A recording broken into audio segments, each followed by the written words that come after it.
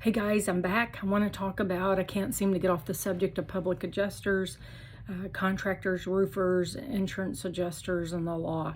So, courts have found that the following activities by public adjusters do not constitute an unauthorized practice of law. We're allowed to do some things. We can't give legal advice, but there are things that we have to do. We have to interpret the policy. We have to advise our clients on what coverages they have. We're not giving them legal advice on, hey, I would sue or whatever, things along those lines. But public adjusters can measure and document first-party insurance claims as they're presented and present them to the insurers, the insurance company. We can legitimately investigate the facts and negotiate on behalf of our client, who is the consumer and the policyholder.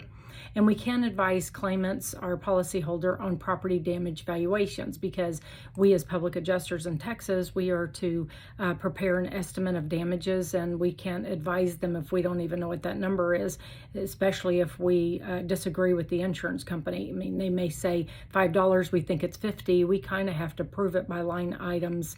We can't just say it. So we have to prove that up.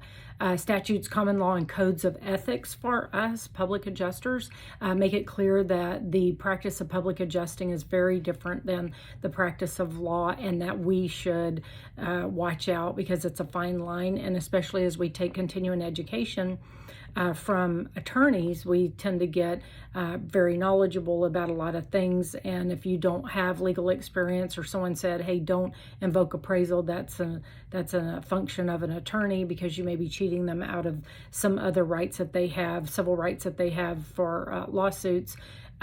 You might not know. I personally know this, and I've heard this, that even invoking appraisal or advising my client to invoke appraisal in a certain circumstance is practicing law. And contractors do it all the time, roofers do it all the time, public adjusters probably do it all the time, but I don't. Anyway, stay safe, be prepared.